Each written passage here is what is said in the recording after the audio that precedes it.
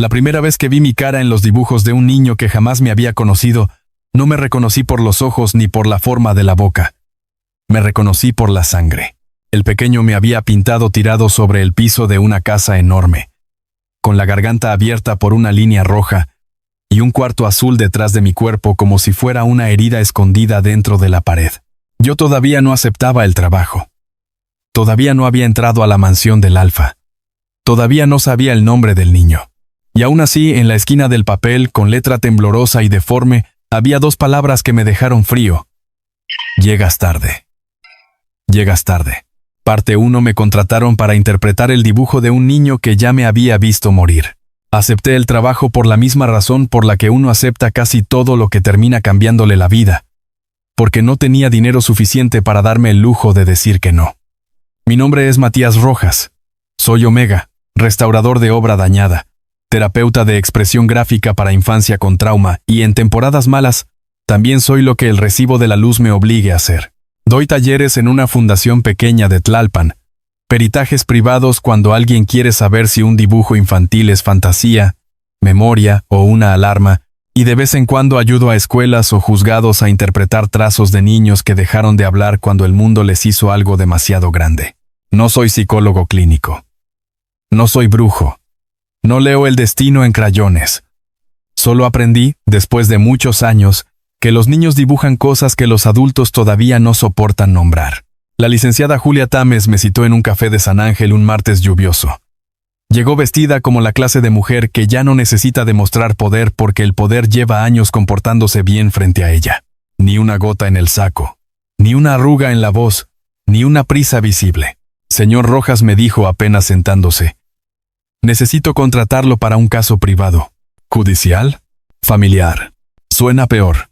No sonrió. Eso ya debió advertirme. Sacó una carpeta del portafolio y la dejó frente a mí. Adentro había 6 dibujos infantiles, copias médicas, un acuerdo de confidencialidad y el encabezado de una de las empresas más conocidas del país, Grupo Arriaga. Claro que conocía el apellido. Todo México lo conocía. Hoteles, centros logísticos, desarrollos, clínicas, inversión, dinero viejo convertido en dinero moderno con demasiada facilidad como para oler limpio. También conocía el nombre del actual heredero. León Arriaga. Alfa. Viudo. Hermético. Un hombre que casi nunca concedía entrevistas, que salía poco y del que todo mundo hablaba como si fuera capaz de cerrar una empresa con la misma cara con la que otros piden un café. No trabajo para familias famosas solo porque son famosas, le dije. Qué alivio, respondió Julia. Yo tampoco contrato especialistas por adorno. Me mostró el primer dibujo. Era el de la casa azul y mi cadáver. No sabía entonces que era yo, claro. Solo vi un hombre delgado, cabello oscuro, chamarra café y una cicatriz pequeña junto a la ceja izquierda. Instintivamente me toqué la mía. Julia no hizo comentario. Solo me mostró el segundo dibujo. Era el mismo hombre, ahora de pie, tomando la mano de un niño frente a una puerta pintada de azul profundo. Detrás de ellos, una figura alta, negra, sin rostro, observaba desde una escalera. El tercero me dejó quieto. El mismo hombre estaba ahora junto a un niño pequeño y un alfa altísimo de traje oscuro. Los 3 se veían de espaldas. Frente a ellos, la casa ardía. ¿Quién dibujó esto?, pregunté. Teo Arriaga. 6 años. Mudo desde hace 8 meses. Alcé la vista. ¿Mutismo traumático? Ese es el diagnóstico amable. Había algo en su tono que no me gustó nada. ¿Y por qué creen que necesito ver esto? Julia sacó una fotografía tamaño carta y la deslizó hacia mí. Era una captura de pantalla de uno de mis talleres online gratuitos. De esos que grabé durante la pandemia para una fundación comunitaria. Yo aparecía sosteniendo una cartulina, despeinado, cansado, con una playera vieja y cara de llevar 3 días durmiendo mal. La misma chamarra café del dibujo colgaba en una silla detrás de mí. El niño no me había imaginado. Me había dibujado a mí. No puede ser, murmuré. Teo no ha salido de la casa desde el incendio, dijo Julia. No usa internet libre, no ve televisión abierta y no tenía manera de conocerte. Excepto porque alguien le enseñó tu imagen antes de dejarla escondida entre las cosas de su otro padre. ¿Su otro padre? Julia hizo una pausa corta. Adrián Varela. Omega. Artista visual. Pareja legal de León Arriaga. Oficialmente murió en el incendio de la casa hace 8 meses. Oficialmente. Siempre detesto esa palabra en boca de abogados. Significa que lo verdadero viene después. ¿Oliendo peor? ¿Y qué quieren exactamente de mí? Pregunté. Que ayudes al niño a comunicarse. Que nos digas si estos dibujos son memoria, simbolización del duelo o una forma de advertencia. Se inclinó apenas hacia mí. Y que me digas por qué alguien muerto dejó tu foto escondida entre sus libretas. Es mi hijito. No lo sé. Nunca oí hablar de Adrián Varela. Quizá él sí oyó hablar de ti. Abrió la carpeta médica. Reporte de incendio. Mutismo selectivo. Trastorno del sueño. Reacción de pánico ante espacios cerrados. Rechazo a terapeutas masculinos. Rechazo a figuras alfa desconocidas. Rechazo a material audiovisual. Y una nota añadida a mano por alguien que no firmó. Solo dibuja si le dejan usar azul ultramar y negro carbón. Yo seguía viendo la foto de mi taller, intentando recordar si el nombre de Adrián Varela me sonaba de alguna exposición, alguna fundación, alguna colaboración remota. Nada. ¿Hay alguien más trabajando el caso? Pregunté. Sí. Y quiero que entiendas esto desde ahora. Si aceptas, no vas a entrar a una casa normal. Vas a entrar a una familia donde cada palabra se mide, cada silencio pesa y cada error se usa. Julia juntó las manos. León Arriaga solo aceptó verte porque Teo no deja de dibujarte. Pero si percibe que le mientes, te saca ese mismo día. No pienso mentirle. Entonces ya empiezas mejor que la mitad de su círculo. Debí seguir pidiendo información. Debí preguntar por la causa real del incendio, por la relación entre León y Adrián, por los médicos del niño, por la presión mediática, por los riesgos legales. En lugar de eso, hice la pregunta más humana y más miserable de todas. ¿Cuánto pagan? Julia me dijo la cifra. Sí. Así de rápido se puede doblar la ética cuando la renta ya te está viendo feo desde el escritorio y tu madre necesita estudios que el sistema público lleva meses retrasando. Guardé silencio. Ella entendió. Además añadió. Si aceptas, cubrimos el tratamiento respiratorio de tu madre por 1 año. Levanté la vista con rabia. No use eso. No lo uso. Lo resuelvo. ¿Qué clase de respuesta tan elegante para una extorsión? Aún así dije que sí. No por qué confiar. No porque me diera curiosidad la familia Arriaga. Y mucho menos porque un niño me hubiera dibujado muerto antes de conocerme. Dije que sí porque a veces la vida te acerca a una puerta equivocada usando exactamente la deuda correcta. La mansión Arriaga estaba en las lomas, detrás de árboles viejos, seguridad privada y un tipo de silencio que solo existe donde el dinero compra distancia. Al bajar del auto, sentí de inmediato el olor de la casa. Cera de muebles, jacarandas mojadas, metal limpio y algo más, humo viejo, casi borrado. Pero seguía ahí, pegado en algún pliegue de la piedra. Un mayordomo me recibió sin sonreír. Me llevó por un pasillo largo lleno de arte contemporáneo, demasiado caro para gustarle a gente decente. No vi al niño primero, vi al alfa. León Arriaga estaba de pie en la biblioteca menor, junto a una ventana altísima. Negro completo. Camisa sin corbata. Ojeras que no combinaban con el resto de su disciplina. Cuando se giró hacia mí, entendí al instante por qué a ciertos hombres no les hace falta alzar la voz para ocupar un cuarto entero. No, era solo grande. Era preciso. Sus ojos me recorrieron de arriba a abajo sin descaro, como si midiera herramientas antes de decidir si sirven o estorban. Matías Rojas dijo. No me ofreció la mano. Bien por él. Yo tampoco pensaba hacerlo.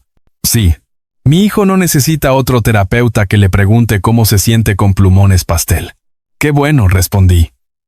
Yo tampoco soy fan de los plumones pastel. Julia, que acababa de entrar detrás de mí, soltó aire por la nariz como si casi se riera y se acordara a tiempo de dónde estaba. León no sonrió. Teo no habla, dijo. Si vienes a forzarlo, te vas. No fuerzo a hablar a nadie. Si vienes a sacar conclusiones rápidas para complacer a mis tíos, te vas. No trabajo para sus tíos. Si vienes a mirar a mi hijo como si fuera un expediente raro, te vas. Lo miré de frente. ¿Y si vengo a hacer mi trabajo? Esa vez sí cambió algo en su expresión. Mínimo. Una grieta microscópica entre la desconfianza y el interés. Antes de que respondiera, escuché pasos pequeños en el corredor. Volteé. El niño entró sin prisa, empujando un caballete infantil con ruedas. Tenía el cabello oscuro, enorme para su cara, y unos ojos demasiado viejos para 6 años. No me miró primero a mí, miró a León, luego a Julia. Después, a la hoja en blanco sobre el caballete. Tomó un crayón azul. Empezó a dibujar de pie, rapidísimo. Nadie dijo nada. Cuando terminó, giró el caballete hacia mí. Era yo, parado frente a una pared azul. Yo, con una llave negra en la mano. Yo, mirando detrás de mí con cara de terror. Y arriba de mi cabeza, escrita con esas letras tensas de quien todavía pelea con la escritura. No entres solo. Se me heló el cuerpo. León observó el dibujo. Luego a mí. Luego otra vez al niño. Teo dejó el crayón. Caminó directo hacia mí. Se detuvo tan cerca que pude olerle el jabón infantil y la ansiedad. Metió la mano al bolsillo del pantalón. Sacó un papelito doblado en 4 y me lo entregó. Era un recorte de una de mis publicaciones viejas de la fundación. Detrás, con otra letra, una más adulta y rápida, alguien había escrito: si Teo te encuentra primero, todavía hay tiempo. Miré a Julia. Miré a León. Volví al niño. Teo levantó las manos e hizo una seña torpe. No perfecta, pero reconocible. Tarde. Y por primera vez en muchos años, después de ver cientos de dibujos infantiles cargados de miedo, entendí que acababa de entrar a una casa donde el niño no estaba dibujando su trauma, estaba dibujando una cuenta regresiva. Parte 2. El niño mudo no quería ayuda. Quería que yo encontrara la pared azul. Si hay algo que los adultos ricos hacen peor que mentir, es fingir que el niño de la casa no ve exactamente quién está podrido. Teo no aceptó sentarse conmigo en la sala terapéutica que habían preparado. Toda beige, toda absurda, llena de juguetes carísimos que olían a compra culpable. Se plantó en medio del pasillo del ala norte con su bloc en una mano. Me vio una vez, y luego caminó hacia otra parte como si esperara que yo entendiera que debía seguirlo. Lo seguí, claro que lo seguí. León vino detrás de nosotros durante los primeros metros. Lo sentí más que verlo. Su olor era seco, contenido, un alfa acostumbrado a cerrarse antes de invadir. No era una presencia ligera, pero tampoco era esa clase de hombre que usa su biología como arma por costumbre. El problema con León era peor. No necesitaba usar nada. Todo en él ya venía afilado. Teo me llevó hasta una antigua sala de lectura infantil junto al invernadero. Apenas entró, empujó con el pie una caja de colores hacia mí y luego se sentó en el suelo. No en el sillón, no en la mesa, en el suelo. Eso ya me dijo bastante. Me acuclillé a cierta distancia. No te voy a obligar a nada, le dije. Si quieres dibujar, dibujamos. Si quieres que me vaya, me voy. El niño no levantó la vista. Sacó una libreta vieja debajo del sillón. Estaba gastada, manchada de pigmento azul. En la tapa, casi borrado, podía leerse un nombre escrito con marcador negro. Ah, Varela. El estómago se me apretó. Adrián. Teo abrió la libreta por una página al azar y me la puso enfrente. Era un retrato mío. Más joven, claro. De cuando grabé esos talleres. Pero era yo. Adrián había calcado o recortado una imagen mía y la había pegado junto a notas escritas a mano. Leí en silencio. Matías Rojas. Trabaja con trazo de trauma y reconstrucción simbólica. No infantiliza. No obliga. Si algo sale mal, Teo podría seguirlo. Se me secó la boca. ¿Tu papá escribió esto? Teo asintió. León, desde la puerta, dio un paso. ¿Qué dices? Le mostré la libreta. Algo le cambió en la cara. No tristeza. Eso era más obvio. Esto era otra cosa. como si un muerto acabara de mover una pieza sobre el tablero desde abajo de la tierra.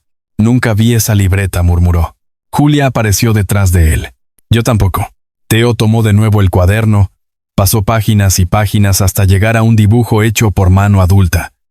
Un pasillo largo, una pared marcada con un rectángulo azul y, debajo, una nota. No dejes que Esteban llegue primero. Alcé la vista. ¿Quién es Esteban? El silencio me contestó antes que León. Mi tío dijo al final. Director de operaciones patrimoniales. ¿Y por qué Adrián lo escribiría así? León no respondió de inmediato. Eso siempre me pone alerta. La gente que tiene demasiado dinero suele guardar los silencios como si fueran activos. Mi tío y Adrián no se llevaban bien, dijo al fin. Eso suena demasiado limpio. Sus ojos cayeron sobre mí. Fríos. Cansados. Entonces te lo digo sucio. Esteban consideraba que Adrián volvió blando el perímetro de la casa, que interfería demasiado en asuntos de familia y que un omega artista no tenía nada que hacer revisando archivos privados. Adrián consideraba que Esteban era un cerdo con reloj caro. Ya me cayó bien, Adrián. Theo levantó la cabeza de golpe. No sonrió, pero se le aflojó algo mínimo en la boca. Un niño roto todavía podía reconocer una lealtad simple. Le pedí permiso con la mirada para revisar más páginas. Me dejó. Había apuntes sobre colores, trazos y asociaciones visuales. No eran dibujos de un diario normal. Eran una especie de código entre Adrián y el niño. Azul ultramar igual a pared dividido por escondite, dividido por mirar 2 veces. Negro carbón, igual a hombre malo, dividido por mentira adulta. Amarillo sucio igual a medicamento dividido por sueño forzado. Rojo delgado igual a peligro cerca, no grites. Verde roto igual a jardín dividido por salida, dividido por no por la puerta. Sentí un escalofrío. No era arte libre, era supervivencia convertida en lenguaje. Theo arrancó una hoja en blanco y empezó a dibujar de nuevo. Esta vez más lento.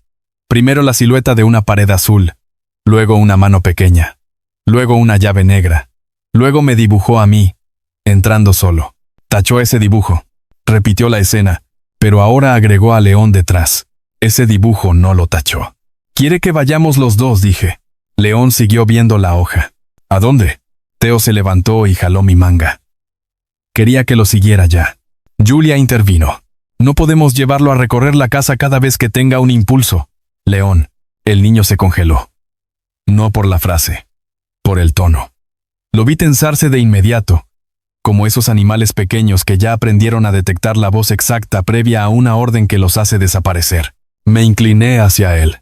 «No pasa nada. Nadie va a regañarte». Theo me miró. Luego miró a León. Ahí entendí algo importante. El niño no solo me estaba usando de intérprete, me estaba usando de prueba para medir si podía confiar todavía en su propio padre. León también lo entendió. Se notó en cómo bajó la voz. «Vamos a ver la pared azul», dijo. Julia abrió la boca para oponerse. No alcanzó. León ni siquiera tuvo que mirarla. Ella se cayó sola. Subimos al segundo piso del ala vieja. La casa era más grande de lo que parecía desde fuera, con pasillos torcidos por remodelaciones sucesivas y un gusto caro que intentaba verse sobrio. En el corredor sur, Theo se detuvo frente a una pared azul oscuro entre 2 retratos abstractos. No parecía especial, solo una pared hermosa. Limpia, perfectamente pintada. El niño apoyó la mano sobre una moldura baja y luego se volvió hacia mí. Me entregó la llave negra que había dibujado. No era literal, claro. Era una pieza metálica pequeña, plana, como las que abren registros o paneles internos. «¿De dónde salió esto?», preguntó Julia, alarmada. Theo no la miró. Yo sí miré a León. «¿Conoces esta pieza?». La tomó, la observó, y su gesto cambió. «Es del antiguo sistema de mantenimiento de la casa. Ya no debería existir». «Pues existe». Buscamos la ranura. Estaba detrás de uno de los marcos, oculta bajo una plaquita falsa. Inserté la llave. Giró. Escuchamos un clic sordo. La pared se desplazó apenas 3 centímetros. Julia soltó un insulto bajo. León terminó de empujar. Detrás había un cuarto angosto, sin ventanas, con estantes metálicos, carpetas, lienzos envueltos y varias cajas selladas. El olor salió de golpe. Pigmento seco, humo, papel viejo y sedantes. Lo reconocí porque mi hermano mayor pasó meses internado con tranquilizantes tras un accidente, y ese olor se me quedó atorado para siempre en alguna parte fea de la memoria. Theo se escondió detrás de mi pierna. León entró primero. Yo fui detrás. Había registros contables, fotos de obra, una laptop vieja, carpetas médicas y un sobre con el nombre de León escrito a mano. No fue eso lo que me heló. Fue una bolsa transparente con frascos etiquetados de manera clínica y, junto a ellos, dibujos infantiles archivados por fecha. El niño había estado siendo observado, catalogado, estudiado. ¿Qué demonios es esto?, murmuró León. Julia tomó una de las carpetas. Su cara se endureció al instante. Reportes conductuales. Firmados por la doctora Mireya Salas. ¿La psiquiatra de Theo? Sí. León me arrancó una hoja de las manos y la leyó. Persistencia de memoria visual no deseada. Recomendable incrementar microdosis nocturna para disminuir elaboración simbólica y facilitar adaptación narrativa. Se me revolvió el estómago. Adaptación narrativa, repetí. Eso significa volver su recuerdo más obediente. León levantó la vista. Ya no parecía solo cansado.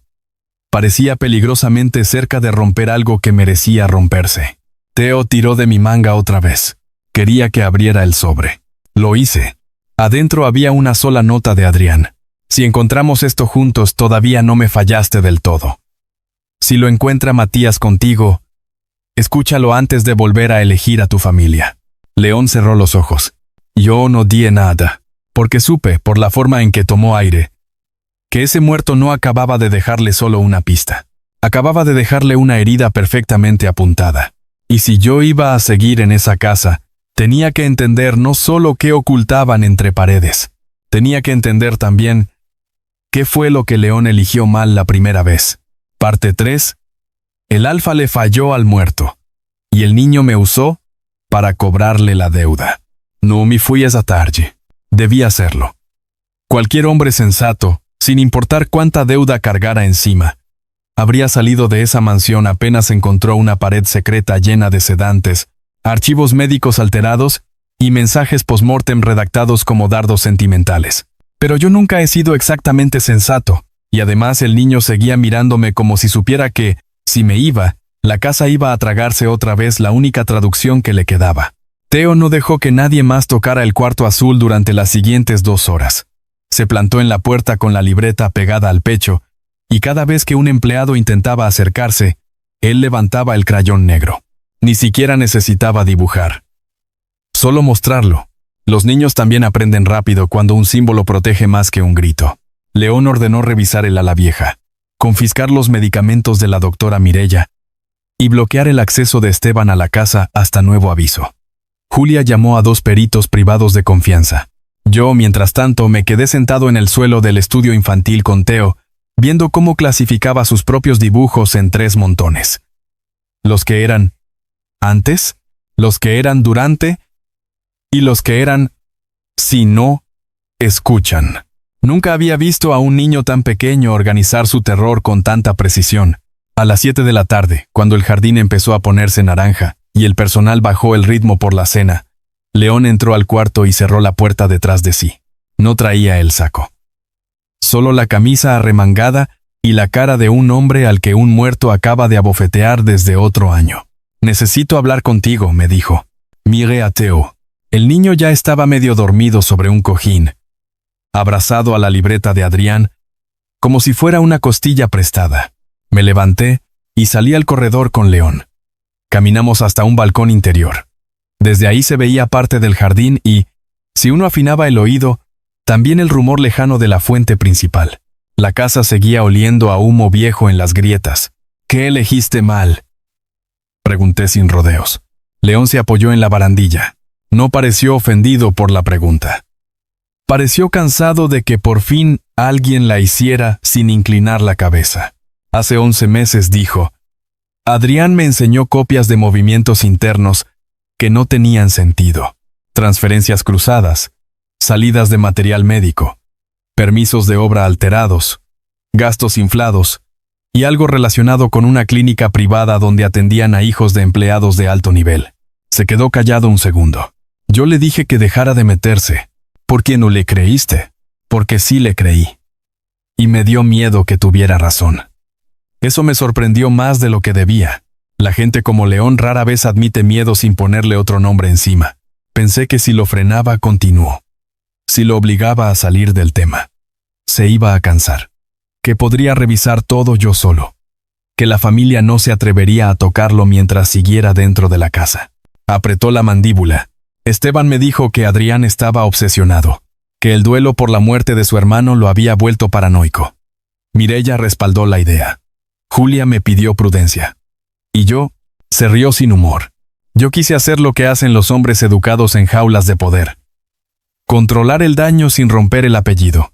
Y mientras tú controlabas, ellos preparaban el incendio. León no me corrigió. No podía. La noche empezó a sentirse más fría. ¿Lo acusaste de algo?, pregunté. Él tardó en responder. Le revisé una laptop. No dije nada. Quise que siguiera. Encontré audios, contactos, nombres, fotos. Pensé que estaba filtrando información sensible a periodistas. Pensé que nos estaba exponiendo a todos. Discutimos. Muy mal. Su voz bajó apenas. Le dije que si no podía pensar en Teo antes que en sus obsesiones, entonces yo tendría que hacerlo. Sentí rabia de inmediato. Por Adrián. Por el niño. Por mí.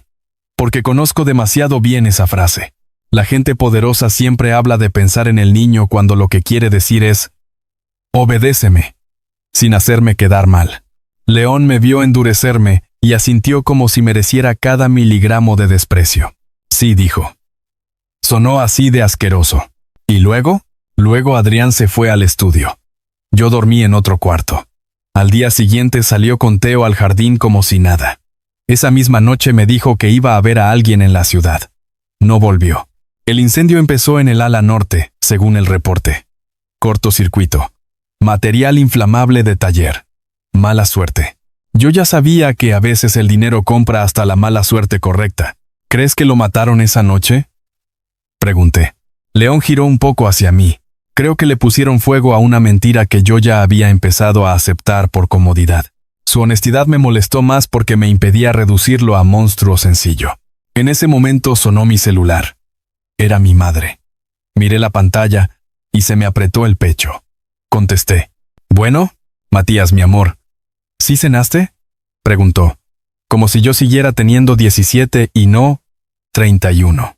Mi madre tiene esa costumbre mexicana de preocuparse con exactitud quirúrgica por las cosas pequeñas, cuando las grandes la superan demasiado.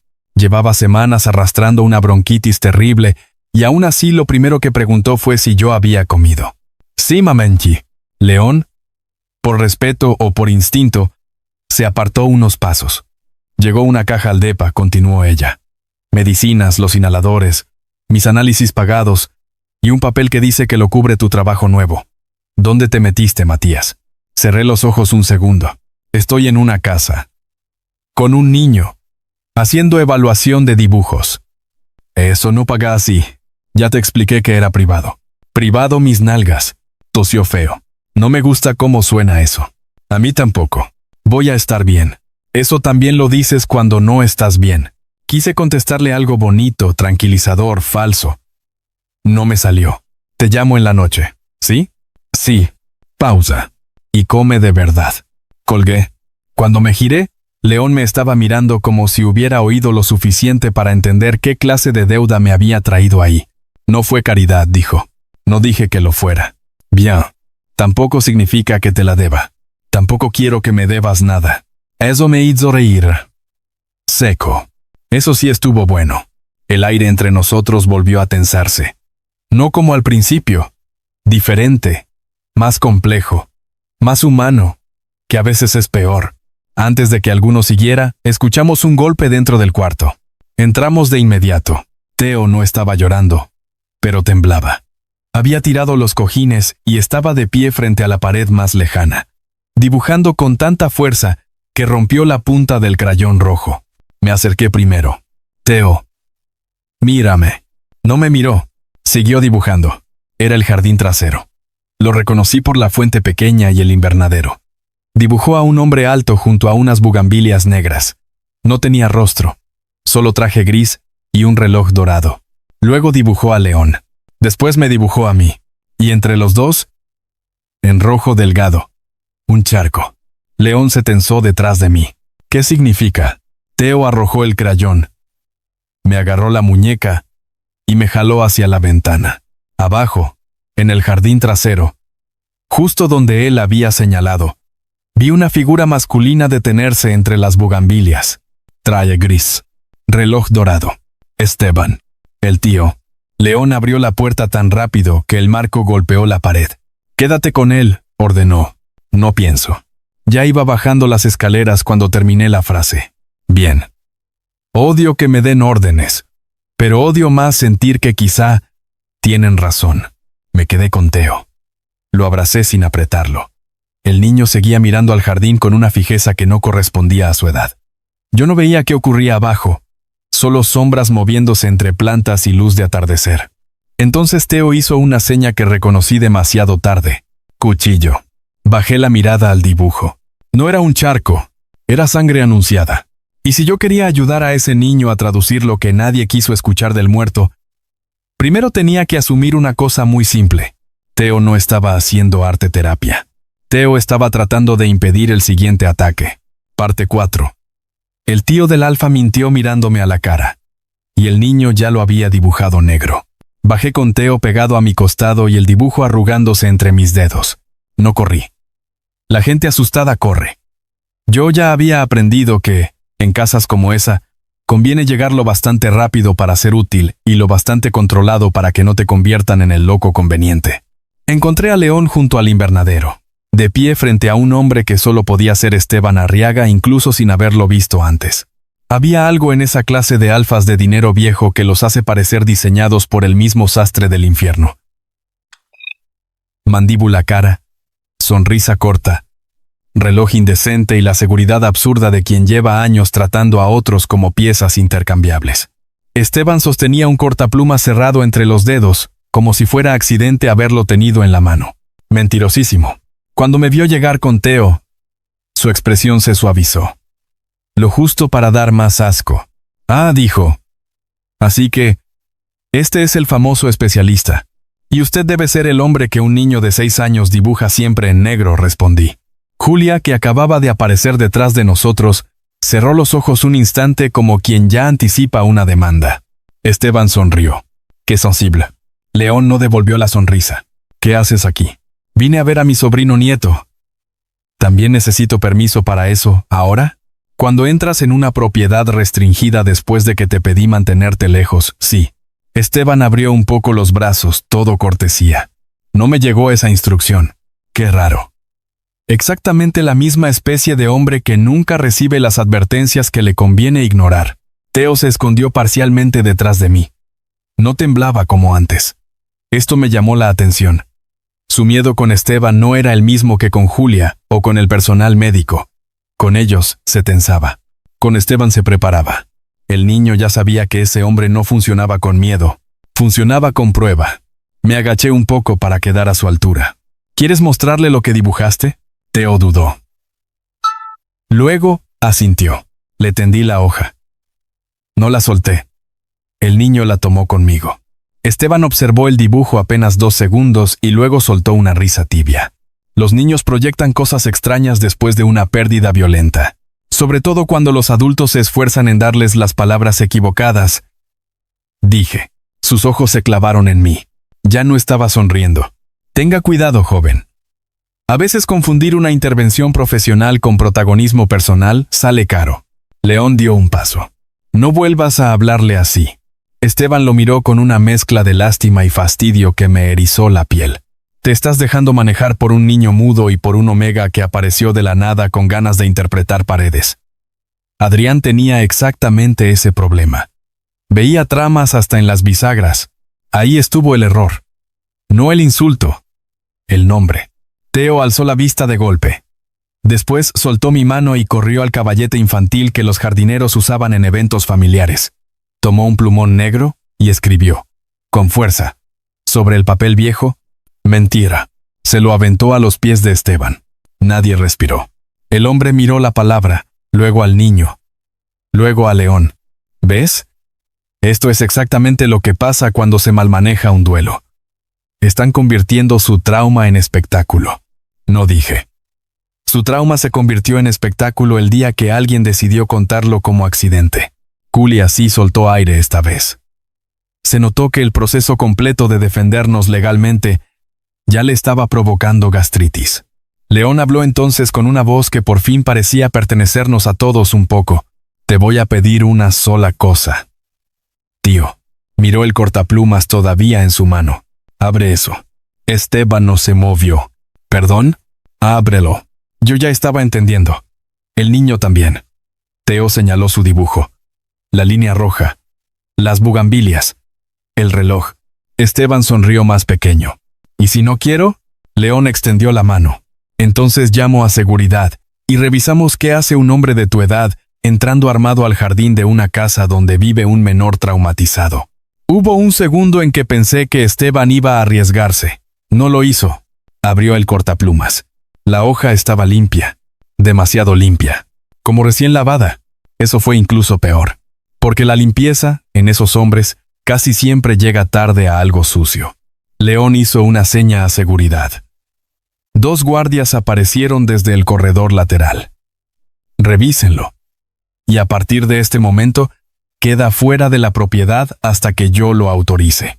Esteban guardó el cuchillo con lentitud. Miró a Teo una última vez. Después a mí. Qué tierno, dijo. El niño ya eligió intérprete. Ojalá hayas calculado cuánto duran los favoritos en esta familia. Se fue sin alzar la voz, sin forcejeo, oliendo a amenaza educada. Cuando desapareció del corredor, Teo se aflojó por completo. Le fallaron las piernas. Alcancé a sostenerlo. Antes de que cayera, León se arrodilló junto a nosotros. No tocó al niño de inmediato. Esperó. Eso me gustó más de lo que debía. Teito murmuró. Ya se fue. El pequeño no lloró. Solo levantó una mano y tocó con 2 dedos la cicatriz vieja en el costado del cuello de León, una línea finísima que yo no había notado hasta entonces. León cerró los ojos. Ahí supe que ese no era el primer intento. Más tarde, cuando Teo por fin aceptó cenar un poco y se quedó dormido en el sofá del estudio de Adrián, encontré a León en la cocina trasera con un vaso de agua sin tocar.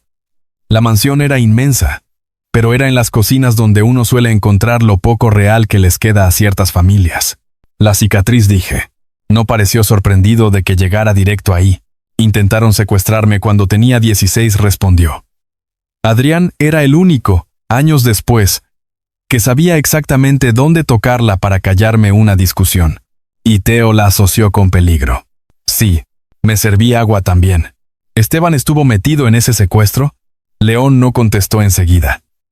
Eso era respuesta suficiente. Pero quiso decirlo igual. Nunca pude probarlo. ¿Y el incendio? Tampoco. Pues tu hijo sí pudo. Lleva meses gritándolo con colores. León bajó la mirada al vaso.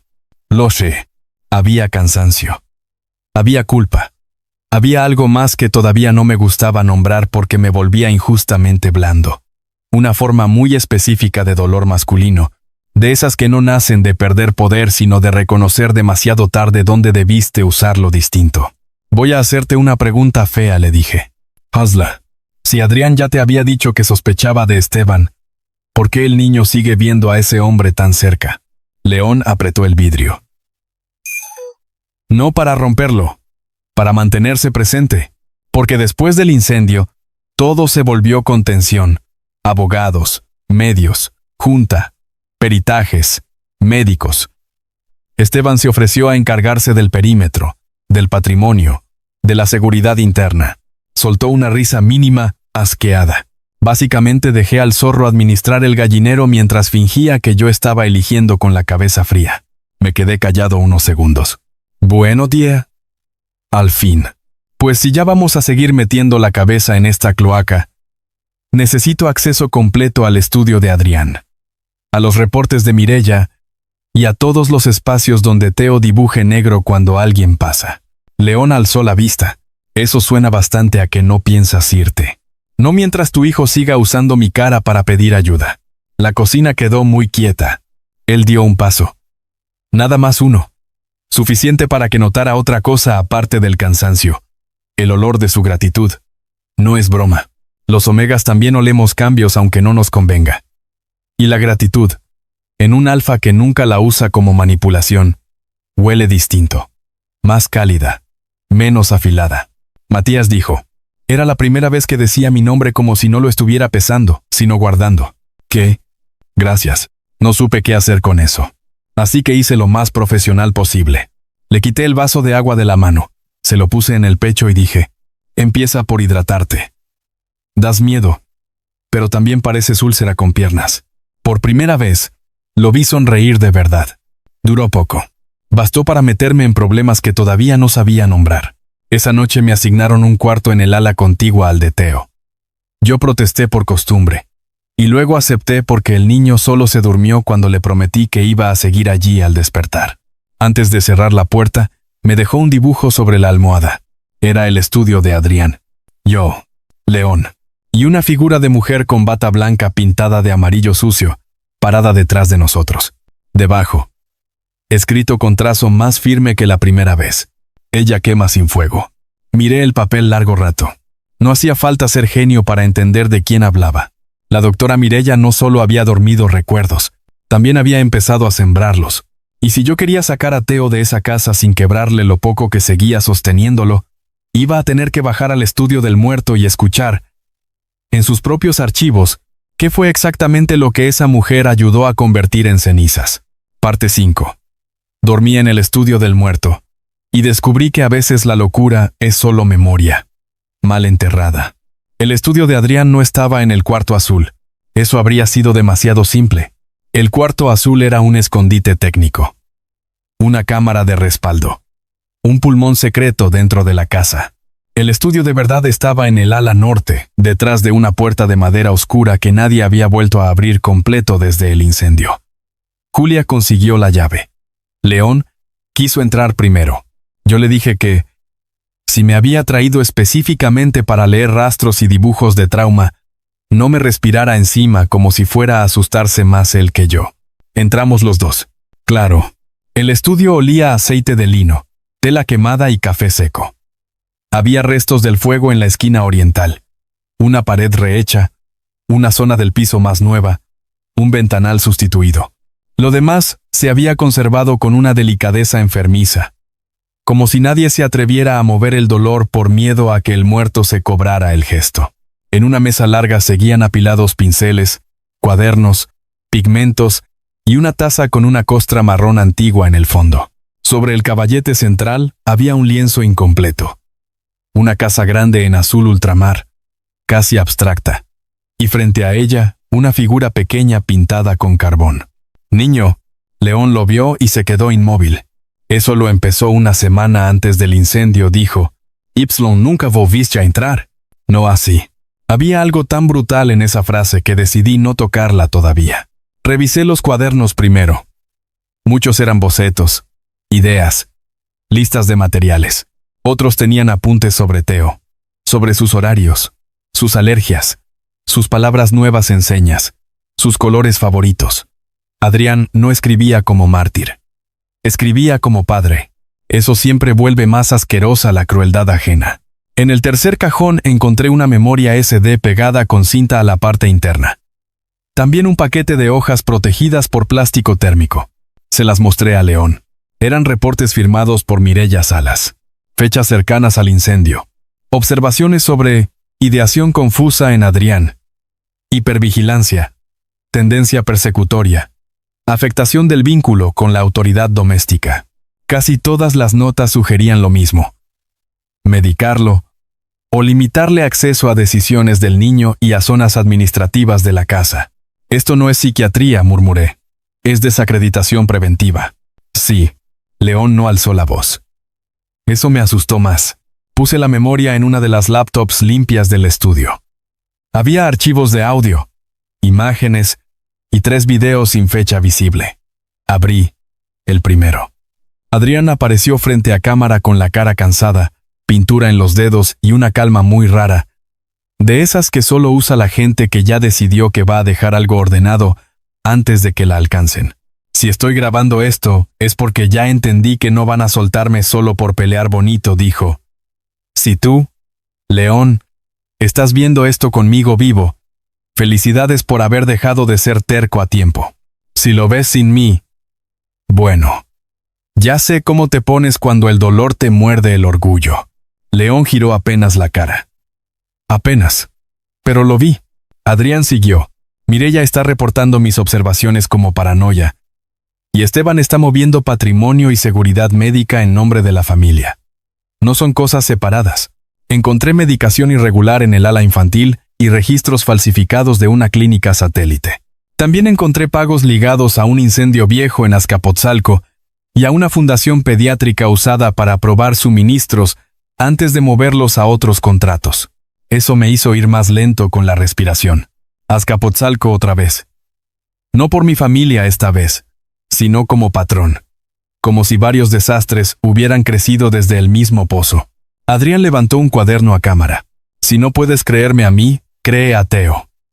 Ya entendió el código mejor de lo que esperaba. Si deja de hablar, no asumas que dejó de ver. Y si algún día encuentras a Matías Rojas aquí, escúchalo antes de convertirlo también en la cosa más conveniente del cuarto. Me quedé helado. León también. ¿Cómo chingado sabía mi nombre?, murmuré. El video siguió. Lo encontré hace meses en un taller de lectura gráfica para infancia. No infantiliza el miedo. No le arranca la palabra a quien todavía la está buscando. Y tiene cara de que ha sobrevivido más de lo que presume. Teo reaccionó a sus ejercicios mejor que a todos los terapeutas que nos mandaron. Si esto escala y yo no estoy, quizás sea el único adulto que el niño no confunda con una orden. Se cortó. Yo me apoyé en la mesa. Necesitaba sentarme y al mismo tiempo quería romper algo. Me estudió, dije. Te eligió, corrigió León. No lo conocía. A veces basta ver cómo alguien trata el dolor ajeno cuando cree que nadie importante lo está mirando. Lo miré. Ese tipo de frases no se le deberían permitir a un hombre con esos ojos y ese historial de guardarse todo hasta que importa demasiado. Cambié de archivo antes de pensar de más. El segundo video era peor. Adrián estaba grabando escondido. Apenas se veía un corredor y se escuchaban voces. Primero Mireya. No podemos seguir con el niño tan reactivo. Si lo siguen dejando dibujar libre, va a terminar armando escenas coherentes. Luego Esteban. Que las arme. Con una dosis más nadie va a creer que son memoria. Sentí asco físico, del tipo que te llena la boca. León apretó la mandíbula con tal fuerza que pensé que iba a romperse un diente. La voz de Mireya volvió. León ya empieza a sospechar que Adrián no exagera. Esteban respondió como quien comenta el clima. Entonces a León hay que agotarlo. A Adrián desacreditarlo. Y al niño acostumbrarlo a otra historia. El video terminaba ahí. Yo me pasé la mano por la cara. Esto basta para hundirlos. Si sale limpio. Sí, dijo León. ¿Qué significa? Sí sale limpio. Que aún no sabemos qué tanto control tienen en fiscalía, en la clínica y en medios. Se volvió hacia mí. Y porque en una guerra así, la primera versión que logra verse cuerda gana demasiado. Tenía razón. Y eso me molestó por reflejo. Cuando uno viene de abajo, aprende a odiar la cantidad de veces que la verdad necesita además documentos, sellos, cámaras y gente bien peinada para que la dejen entrar. Seguimos revisando hasta pasada la medianoche. Teo no quiso dormir en su cuarto. Se quedó en una alfombra del estudio con una cobija ligera y sus crayones alineados como municiones. Cada vez que encontraba algo que no entendíamos, nos miraba dibujando una versión pequeña al margen. Ni siquiera estaba jugando. Estaba trabajando con nosotros. A la 1:30 apareció Mireya en el umbral. Qué descaro tan médico, tan elegante, tan acostumbrado a que nadie le diga «salga de aquí». León dijo con voz suave. «El niño necesita su medicación para dormir». Teo levantó la cabeza de golpe. El crayón amarillo sucio apareció en su mano como un arma. Me puse de pie antes de darme cuenta. No esta noche. Mireya me observó como si por fin viera el mueble nuevo que alguien arrimó al cuarto sin pedirle permiso. «¿Y usted es?». La razón por la que hoy no va a darle nada a un niño que la dibuja como incendio. Silencio. Hermoso. Peligroso. León no me pidió que me calmara. Bien. Hubiera sido la última pendejada que aceptaba de él. Mireya volvió a su tono clínico. El menor presenta cuadros de hiperactivación nocturna, alucinación situacional. Teo se puso de pie tan rápido que la cobija cayó al suelo. Caminó hasta quedar entre nosotros y dibujó, sobre una hoja nueva, una taza amarilla con gotas negras cayendo dentro. Luego me la mostró a mí, después a León. Por último, escribió una sola palabra. No. Mireya palideció apenas. Lo suficiente. León habló sin mirarla siquiera. A partir de este momento queda suspendida de cualquier intervención sobre mi hijo hasta nueva orden judicial. No puedes hacer eso basándote en dibujos. No. Levantó la mirada por fin. Lo hago basándome en videos tuyos, hablando de dosificar su memoria. Ella entendió que estaba perdida. Lo supe por cómo dejó de actuar. Los verdaderamente culpables siempre tienen un segundo exacto en que la máscara deja de servirles. No entiendes lo que estás rompiendo, dijo. No entiendes lo que ya rompiste. Mireya miró a Teo. Grave error. El niño alzó el crayón negro. Ella se fue sin decir nada más. Cuando el silencio volvió, los tres nos quedamos quietos. Yo, de pie junto a la mesa. Teo, apretando la hoja del no. León, mirándonos a ambos como si estuviera entendiendo apenas el tamaño de lo que le habían robado sin sacarle nada del banco. Fue el niño quien rompió el momento. Se acercó a su padre. Le tendió la hoja. León la tomó con un cuidado terrible, como si el papel pudiera dolerle. Entonces Teo hizo algo que me sacó el aire. Le tocó el pecho a León. Luego me tocó el brazo a mí. Después señaló el estudio entero. Y por señas, torpes pero clarísimas, dijo, ahora juntos. León cerró los ojos un segundo. Cuando los abrió, ya no estaban solo llenos de culpa. También había decisión.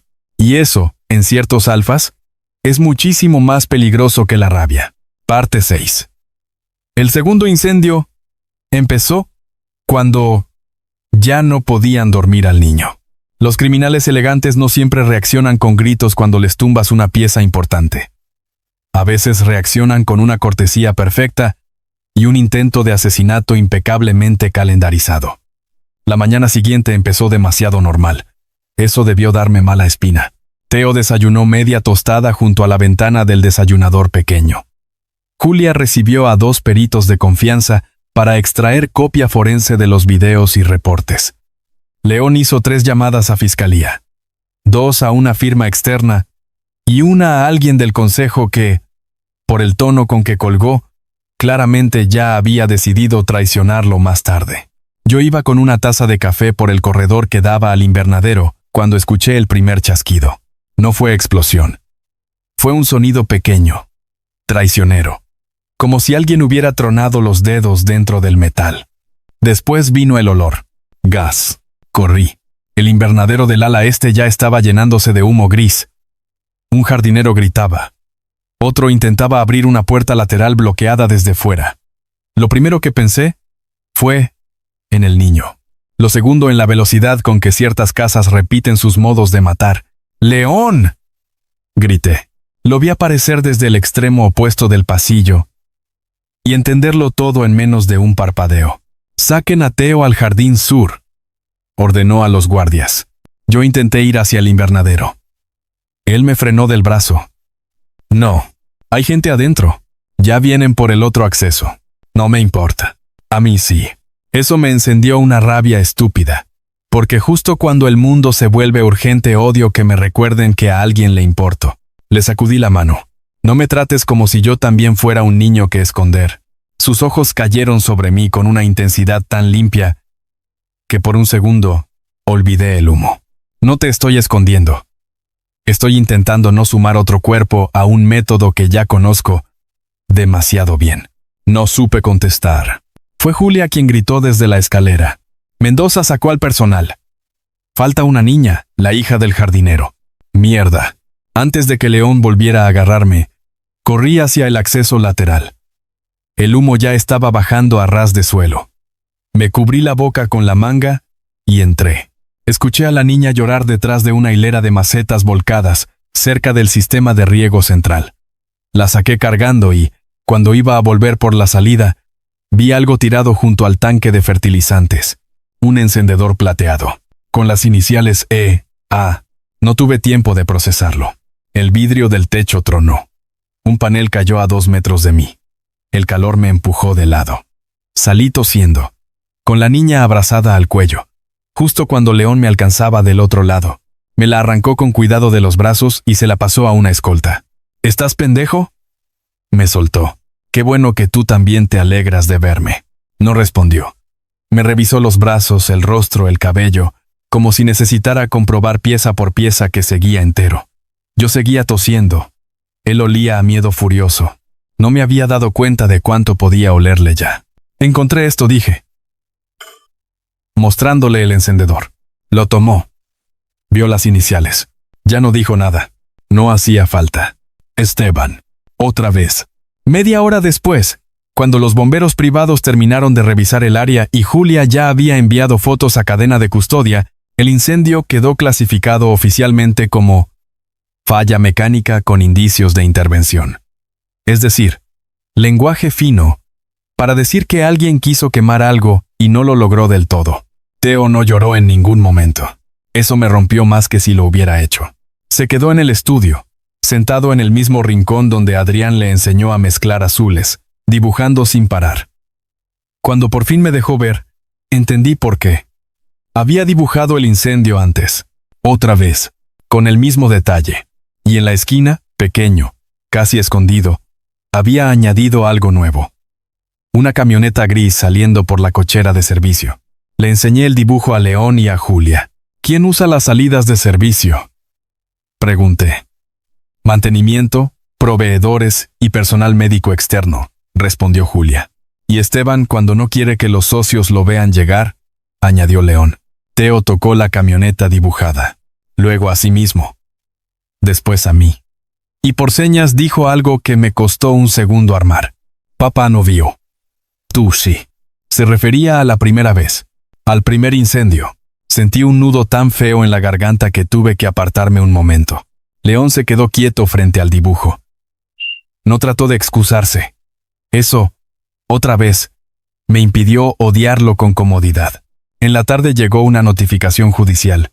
Solicitud de evaluación urgente para determinar la capacidad parental de León y considerar traslado temporal de Teo con su tío Esteban ante el estado emocionalmente volátil del padre y la presencia reciente de personal no autorizado, influyendo en el menor. Rápidos, los hijos de su chingada madre, murmuré. Julia ya estaba llamando a 3 jueces. Quieren usar el incendio como prueba de inestabilidad doméstica y tu presencia como interferencia.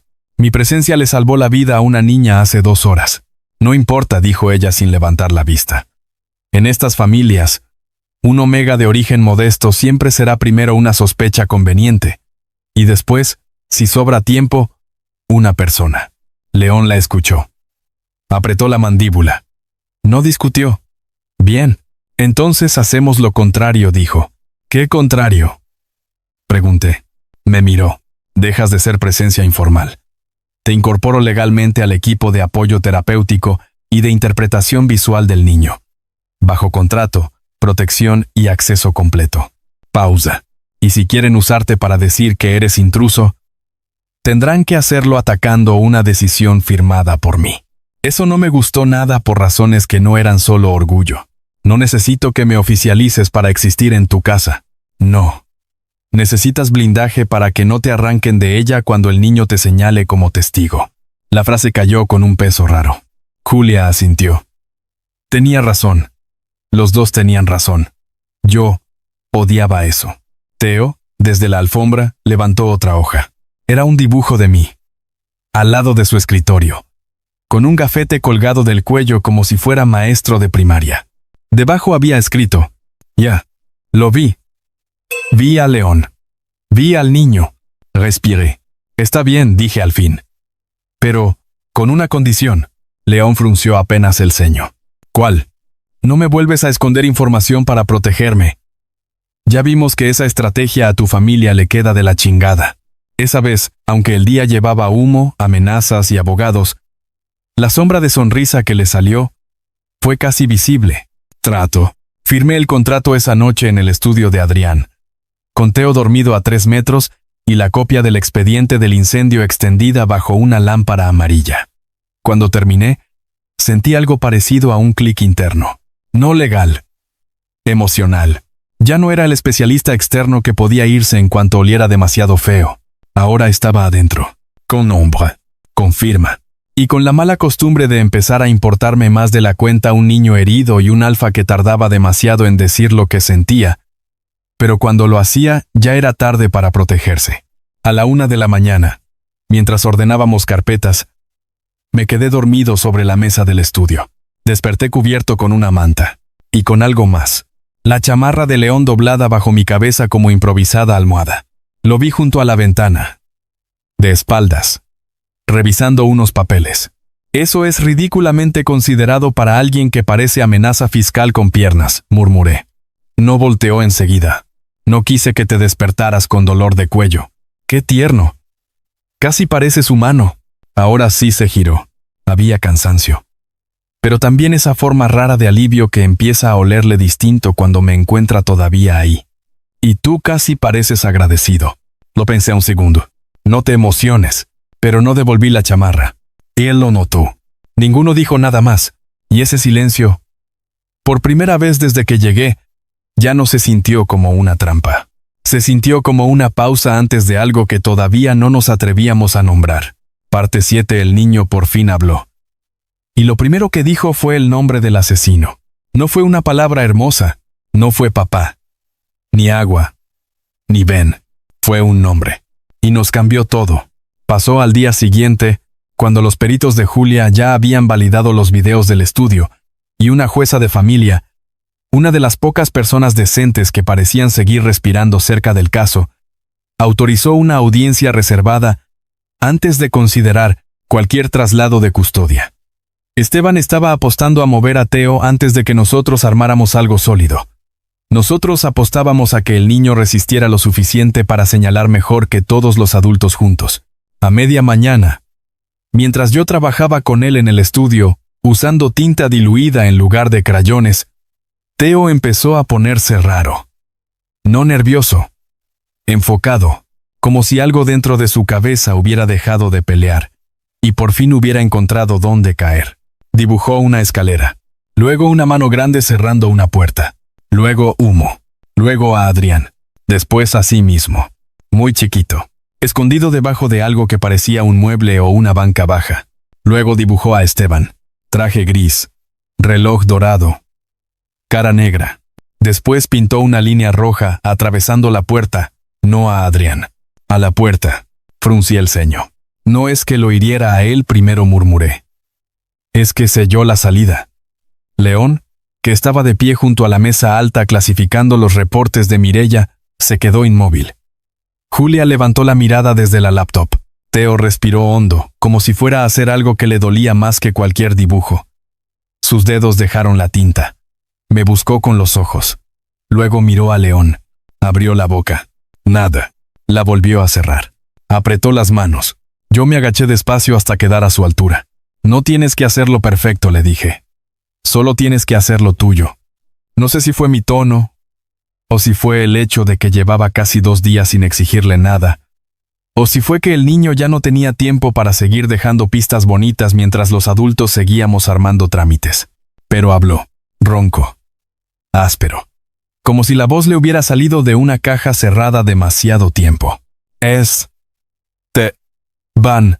Nadie respiró. Ni León, ni Julia, ni yo. Teo volvió a intentarlo. Esta vez más fuerte, con lágrimas llenándole los ojos, sin caer todavía. Van. León se dejó caer de rodillas frente a él. No lo tocó de inmediato.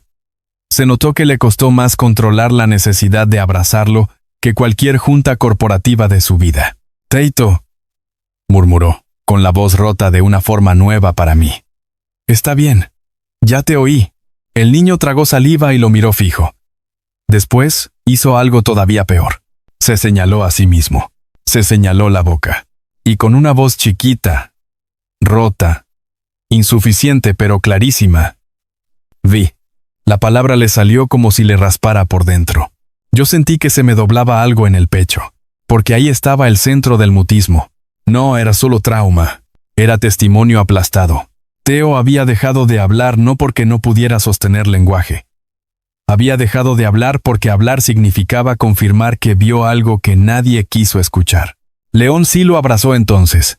Lo hizo con cuidado, con una torpeza hermosa, como si estuviera cargando algo frágil que además ya lo había perdonado demasiado.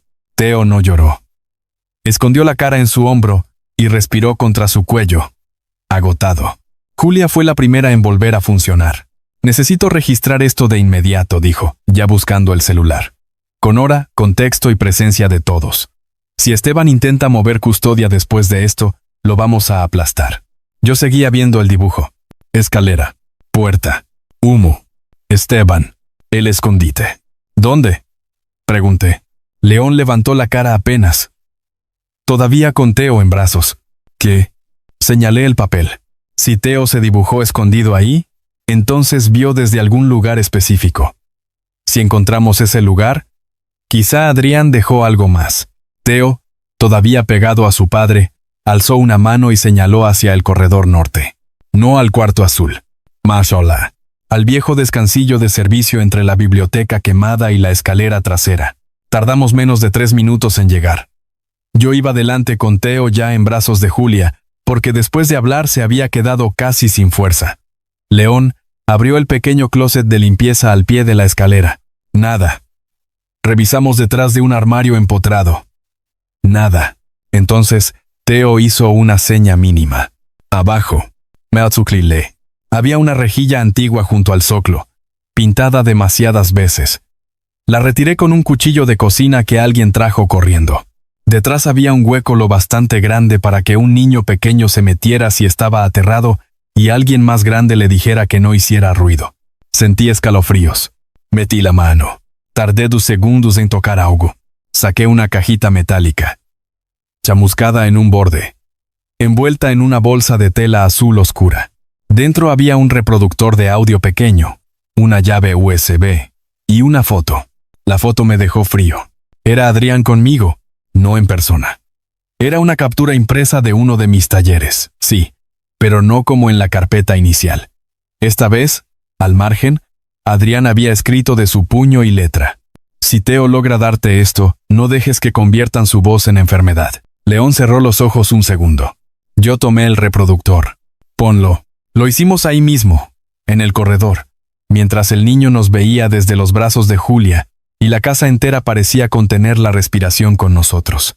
La voz de Adrián salió quebrada, ahogada por humo y tos. No era un mensaje preparado.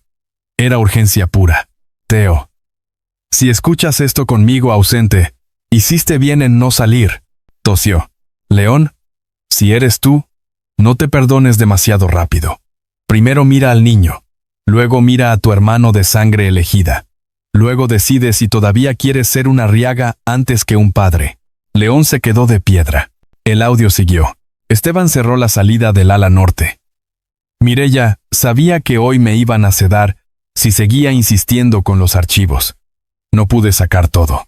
La copia mayor está en la cámara 2. La cámara azul. Otra tos más violenta. Si Matías está ahí. Sí, el de los talleres. No me preguntes cómo, León. A veces la gente correcta entra por donde no la invitaste. Escúchalo.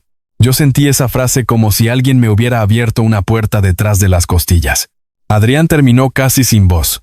Theo vio demasiado. No obliguen su boca. Gánense su verdad. Pausa. Y no entren solos al cuarto azul. Esa fue la primera trampa. Y va a volver a intentarlo.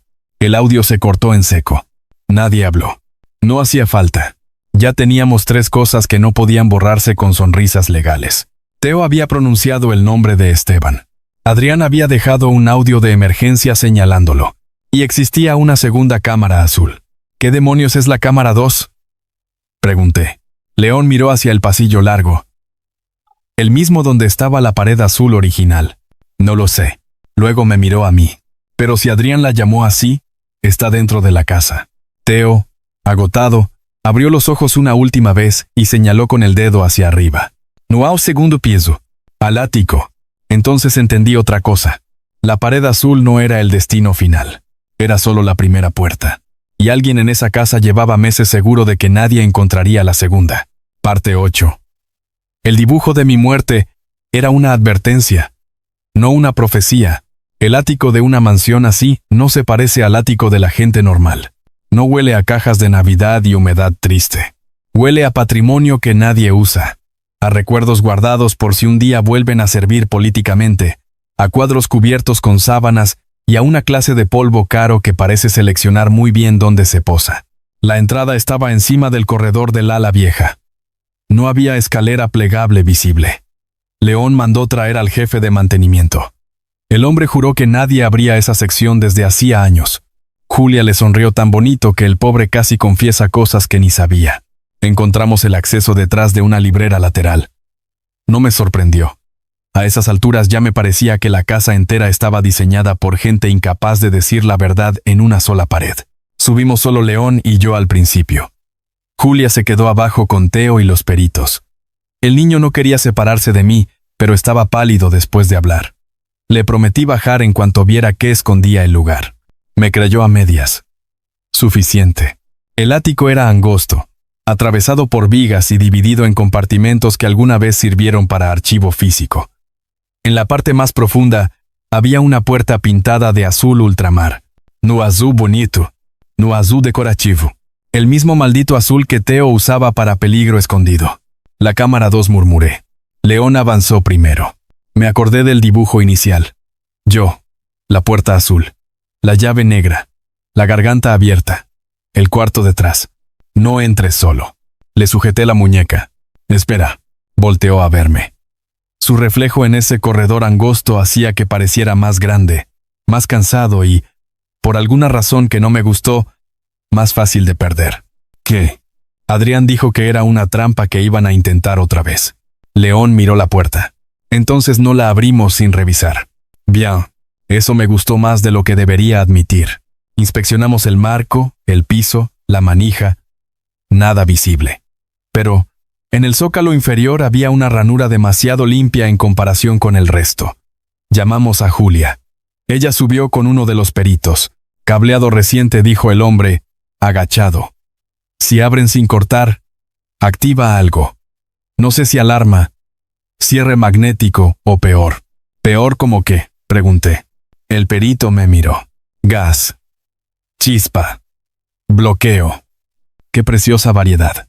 Tardó 10 minutos en neutralizar el sistema. Yo odié cada uno. León no hablaba. Solo seguía con la mirada cada herramienta, cada cable, cada movimiento, como si ya estuviera viendo demasiado bien cuánto tiempo llevaba eso preparado. Cuando por fin abrieron, la puerta no dio a una habitación grande. Dio a una cámara pequeña, forrada con paneles acústicos y archivadores resistentes al fuego.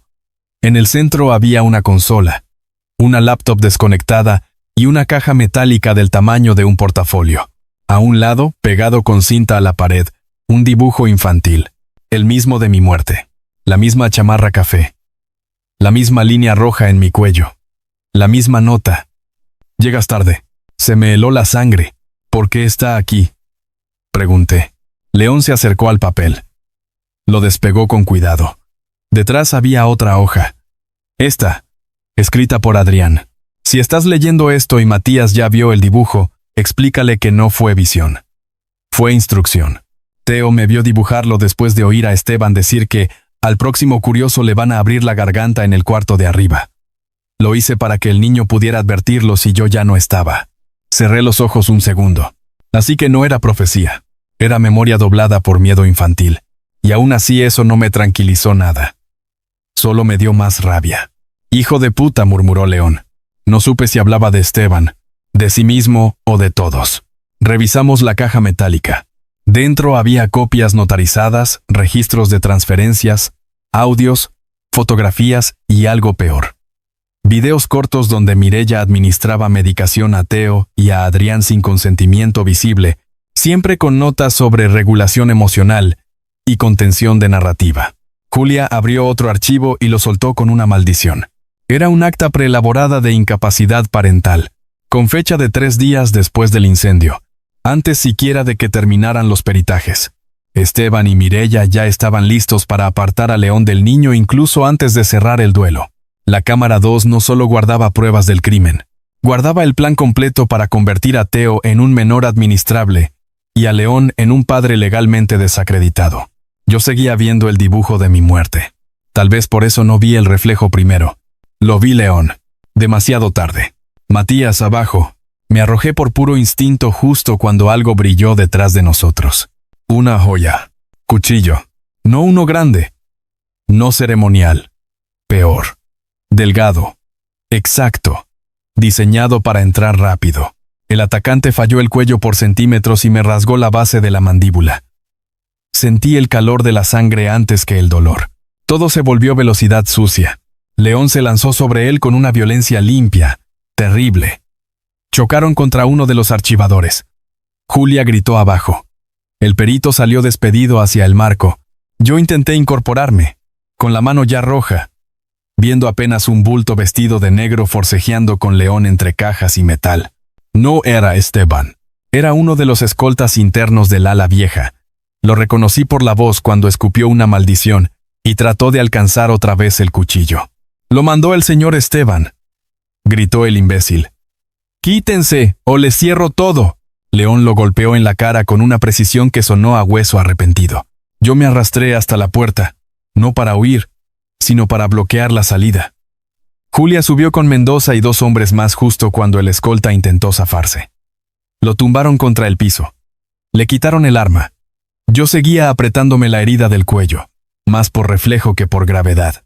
El corte no era profundo, pero había sangrado lo suficiente para que el dibujo me regresara entero a la cabeza. Yo ahí, el cuarto azul, la línea roja, la advertencia. Teo no estaba viendo el futuro. Teo llevaba meses intentando impedir exactamente esto. León cayó de rodillas frente a mí. No parecía un alfa. No parecía un empresario. No parecía siquiera un hombre acostumbrado a mandar. Parecía puro miedo. «Mírame», dijo. Lo hice. Su mano me presionó el pañuelo contra el corte con una suavidad que no combinaba con el resto de su cuerpo. No fue profundo. Lo sé. No te desmayes. Qué romántico. Su exhalación salió rota. No juegues conmigo ahorita. Eso sí me quitó la poca sonrisa. Porque no sonó a orden. Sonó a súplica. Me revisaron abajo. Punto de sutura. Limpieza. Vendaje. Nada mortal. Nada grave. Nada que impidiera que me diera cuenta de lo cerca que había estado de convertirme en el dibujo completo. Teo vio el vendaje y se quedó helado. No murmuró. Fue la segunda palabra completa que le oí. Me acuclillé frente a él, aunque León claramente prefería que me sentara y respirara como paciente civilizado. No pasó, le dije. El niño tocó con un dedo el borde de la venda. Luego tomó mi cara entre sus manos pequeñas, como si comprobara que seguía teniendo temperatura humana y no solo susto. Después miró a su padre y pronunció la tercera frase entera desde el incendio. «Te dije». León cerró los ojos. Asintió. «Sí, hijo. Me dijiste». Ese momento cambió más de lo que cualquiera quiso admitir en voz alta. Porque ya no teníamos solo un menor traumatizado haciendo dibujos sugestivos. Teníamos un niño que había recuperado palabras en el punto exacto donde la verdad dejó de ser ignorada. Y si había algo más poderoso que un documento, un peritaje o una trampa desmontada, era eso. Un niño que vuelve a hablar cuando por fin alguien le cree. Pero Esteban todavía estaba afuera. Y un hombre así, cuando siente que pierde la narrativa, siempre intenta quedarse con el escenario. Parte 9 quisieron quitarle el hijo al alfa, y el niño los hundió con su propia boca. La audiencia reservada se convirtió en una guerra antes de que empezara. Esteban llegó acompañado por 2 abogados, una psicóloga de parte, y una expresión tan pulida que daban ganas de aventarle tierra, solo para ver si debajo seguía habiendo piel o puro cálculo. Mireya no apareció. Formalmente ya estaba bajo resguardo para ser interrogada, pero sus reportes sí. Y esos papeles, durante semanas, habían sido la versión oficial sobre Teo. La jueza Almaza, bendita mujer de cejas duras y paciencia limitada, Decidió escuchar primero a las partes adultas. Yo estaba sentado detrás de Julia, con la gasa del cuello escondida bajo una camisa cerrada hasta arriba. León estaba a mi lado. No me soltaba del todo, aunque tampoco me tocaba. Bastaba con sentirlo a medio centímetro para entender que si alguien intentaba sacarme de esa sala sin razones legales, iba a necesitar grúa. Teo esperaba en el cuarto contiguo con una especialista neutral y una camarita para declaración protegida, por si decidía hablar. Nadie sabía si iba a hacerlo otra vez. Los niños no son máquinas morales que funcionan a demanda. Mucho menos los que aprendieron que hablar puede incendiarte la vida. Esteban tomó la palabra primero. Claro, los cobardes con títulos siempre quieren empezar cuando el espacio todavía huele a protocolo. Su señoría dijo: «Esto es doloroso para todos. Mi sobrino atraviesa un duelo no resuelto, rodeado por asesores que han contaminado la percepción del menor y por un tercero sin vínculo previo con la familia que ha adquirido, en tiempo récord, una influencia inquietante sobre él. Un tercero sin vínculo previo. Eso era yo». Apreté los dientes. Esteban siguió con esa voz de hombre acostumbrado a parecer razonable mientras barre gente debajo de una alfombra fiscal. «No cuestionamos que el señor Rojas tenga buena voluntad. Pero su aparición coincide con una escalada de episodios simbólicos, verbalizaciones inducidas y una desorganización severa de las rutinas del menor. Lo prudente es apartar estímulos y...» La jueza levantó una mano. ¿Apartar estímulos significa quitarle el único adulto con el que el niño se comunica espontáneamente? Esteban sonrió triste. ¡Qué asco! A veces los menores se adhieren a figuras proyectivas en medio de crisis. Julia casi ronca del coraje. León habló sin elevar la voz. Mi hijo no se adhirió a Matías. Lo reconoció antes de conocerlo porque Adrián lo había señalado como contacto seguro en caso de emergencia. Esteban lo miró con falsa compasión. ¿Y tú quieres basar una estructura de custodia en dibujos y grabaciones dejadas por un hombre claramente inestable? No supe qué me encendió más. La palabra inestable, o la forma en que pretendía acariciarla mientras la usaba como gasolina. Julia presentó entonces la primera tanda de pruebas. Videos de Mireya, audio de Adrián, registros de medicación, el plan de incapacidad anticipada, fotos del cuarto azul, análisis del dispositivo trampa y el acta pericial del intento de ataque contra mí en el ático. La sala dejó de ser cómoda. Esteban ya no sonreía igual, pero siguió peleando. Nada de eso demuestra que yo buscara perjudicar al niño, dijo. Mucho menos que debiera perder todo contacto. Mi preocupación ha sido siempre protegerlo de la espiral paranoide de Adrián y del derrumbe emocional de León. La jueza hizo una anotación. Curioso uso de palabras para un hombre cuyas iniciales aparecieron en el encendedor hallado tras un segundo incendio en la propiedad. Un músculo saltó en la mandíbula de Esteban. No respondió de inmediato. Mala señal para él. Julia pidió entonces autorización para introducir la declaración del menor. Yo sentí el pulso en la garganta. León también. Lo olí. La jueza asintió. La pantalla lateral se encendió.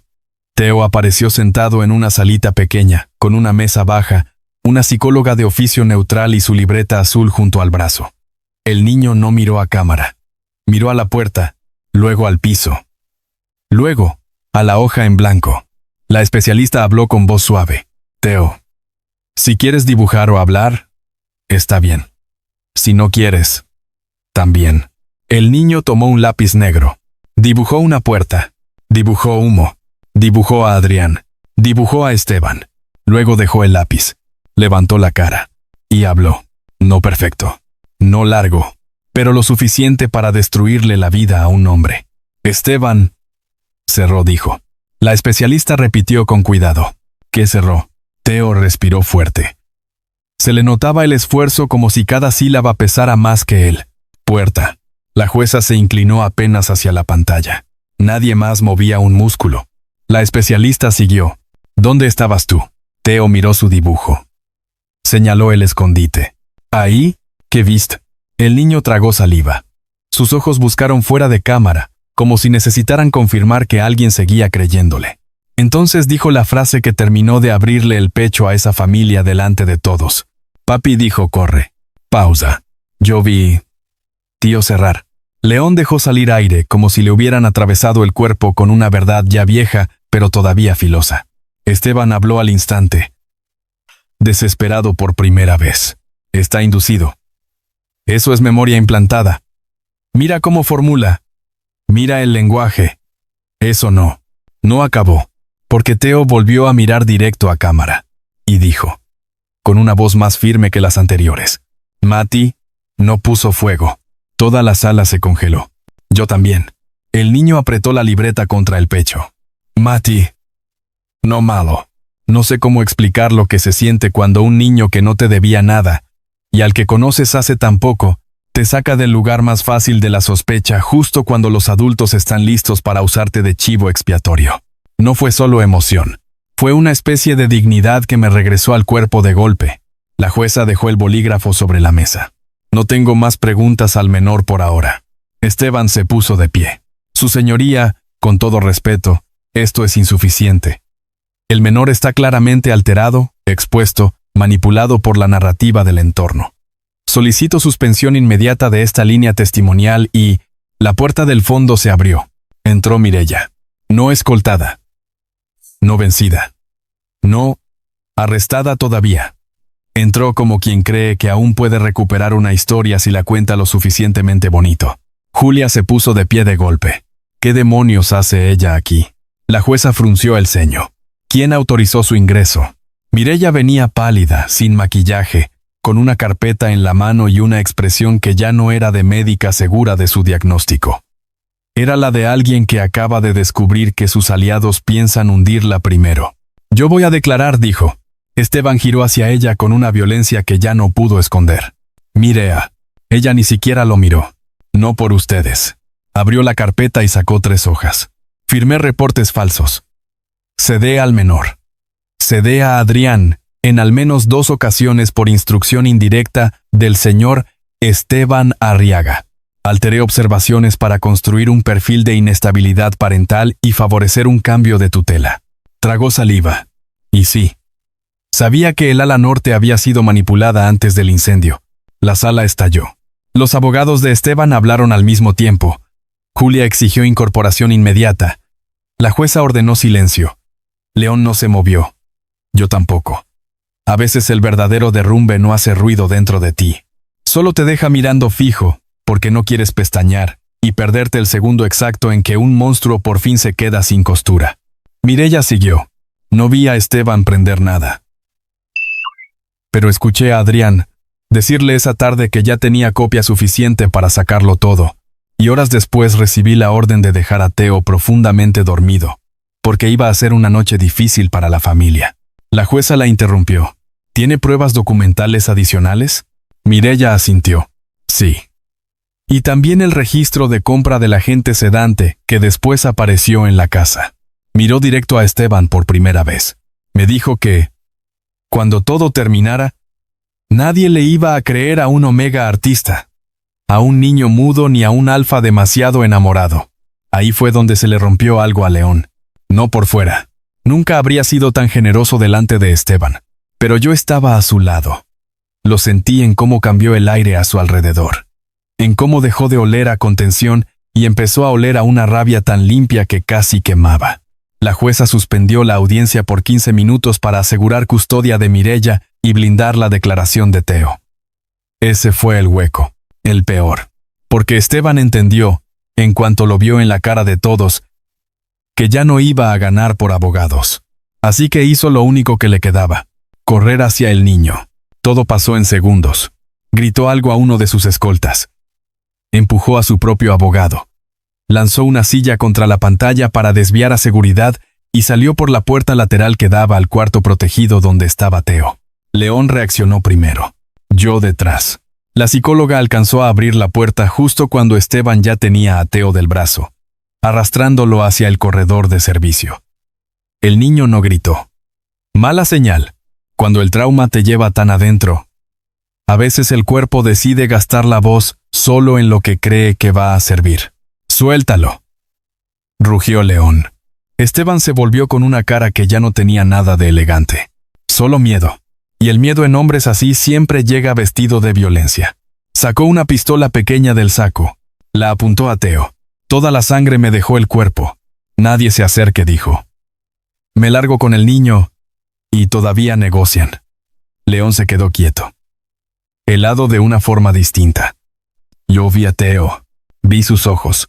No estaban perdidos, estaban contando pasos. Y me acordé del dibujo, el escondite, la escalera, la forma en que miraba rutas en vez de personas. El niño ya conocía ese tipo de hombre. Entonces supe qué hacer. Y, por desgracia para mi sentido de supervivencia, lo hice. Parte 10. El niño que dejó de hablar nos sacó vivos de la casa que quiso quemarlo.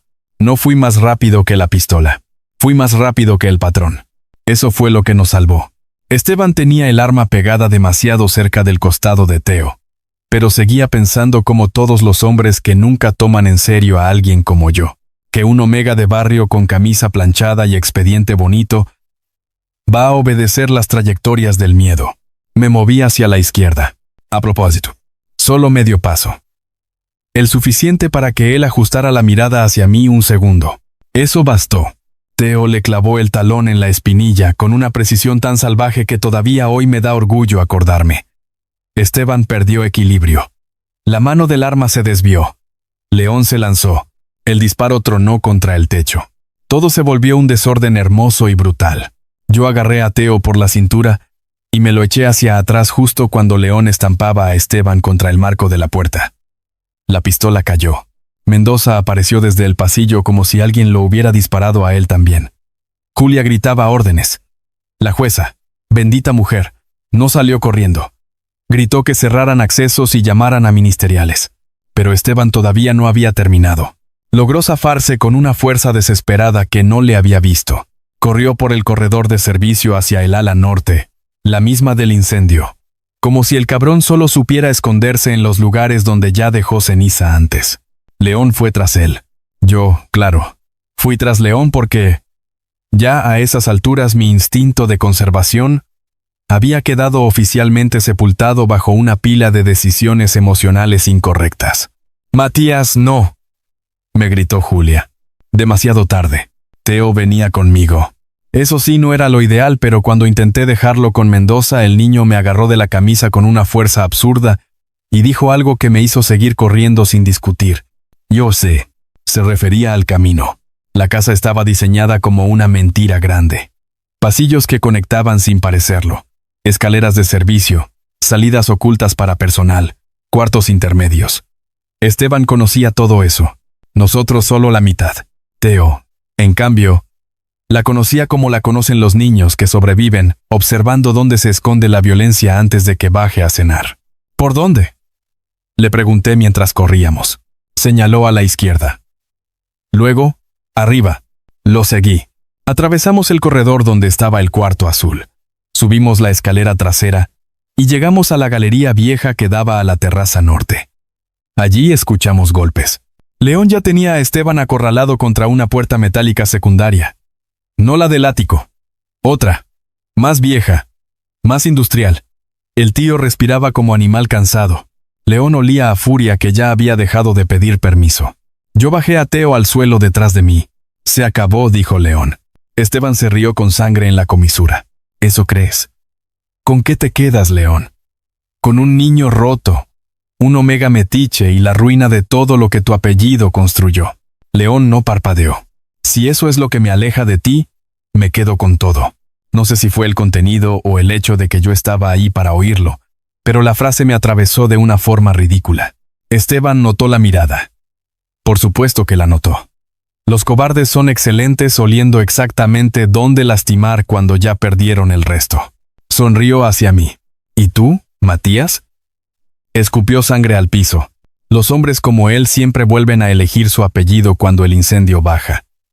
Tú solo eres la conciencia barata que le quedó cerca. Eso me habría dolido más un par de semanas antes. Ahora no. Ahora ya había visto demasiado. A Teo eligiéndome. A Adrián nombrándome. A León dejando que la verdad le partiera el orgullo en lugar de seguir tapándola con dinero. Así que di un paso al frente. Pues qué mala suerte la tuya, dije. Porque llegaste tarde para esa versión. Esteban se lanzó hacia la puerta metálica. No para huir de nosotros. Para abrir algo. Lo logró. Un cuarto de mantenimiento. Generadores auxiliares. herramientas. Depósitos de combustible para calefacción vieja. El muy hijo de puta había preparado otra salida, o otra forma de destruir evidencia si lo alcanzaban. Y ahí entendimos todos al mismo tiempo qué iba a intentar hacer. Quemarlo otra vez. León se arrojó sobre él antes de que alcanzara el estante lateral. Chocaron contra un tambor metálico. Yo agarré a Theo y lo empujé hacia el corredor. El niño forcejeó. No. Ahora sí me haces caso, le gruñí. Me obedeció a medias. Se quedó en el umbral. No más lejos. Dentro del cuarto, Esteban logró tomar un bidón pequeño y aventarlo al piso. El olor a combustible explotó en el aire. León lo golpeó en el costado, pero el líquido ya corría por el mosaico. «Mendoza». Grité. No respondía. Debían seguir cerrando perímetros abajo. Esteban sacó un encendedor del bolsillo interior. Otro. Siempre otro. León lo vio. Yo también. No pensé. Tomé la percha metálica de una herramienta. La lancé con toda la furia que me permitía el cuerpo y le golpeé la muñeca. El encendedor salió volando y se perdió bajo los generadores. Esteban giró hacia mí con un odio tan puro que por fin se le cayó la última máscara de civilización. Tú, escupió. Todo esto por ti. Adrián también eligió a extraños antes que a la familia. León lo oyó. Lo empujó contra la pared con una violencia que esta vez sí me hizo pensar que iba a matarlo. Y quizá lo habría hecho. De no ser por Theo. Papá. La palabra nos congeló a todos. Era la primera vez que la decía desde el incendio. León aflojó apenas. Lo suficiente. Esteban intentó aprovechar. Grave error. Theo dio un paso al frente, temblando, con la cara pálida y los ojos fijos en el hombre que le había robado 8 meses de voz. No. Mas dijo. No fue un ruego.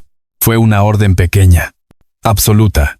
Se hizo un silencio rarísimo, como si toda la casa hubiera querido oír esa frase.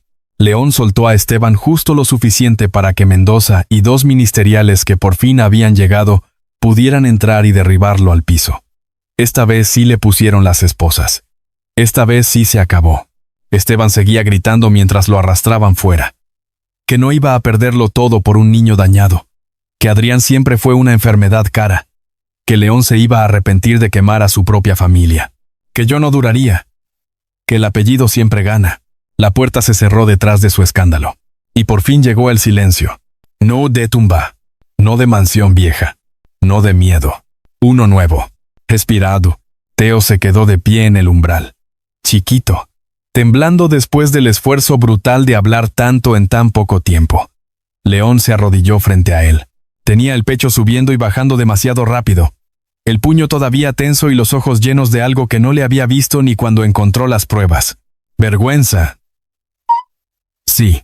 Dolor, claro. Pero también una ternura tan abierta que ya no podía esconderla detrás de nada. Perdóname, dijo. Theo lo miró largo rato. Luego hizo una cosa sencillísima. Se le lanzó al cuello. No como los niños que juegan. Como los que por fin deciden que sí van a volver a caer sobre el lugar que casi perdieron. León lo abrazó con una fuerza tan contenida que a mí se me humedecieron los ojos de pura rabia tierna contra el universo. Yo me di media vuelta para fingir que revisaba el derrame de combustible y no que estaba a punto de llorar como idiota. Mala suerte. León me vio igual. Cuando bajamos a la planta principal ya era de noche. La policía ministerial trabajaba por toda la casa. Julia ya había blindado pruebas.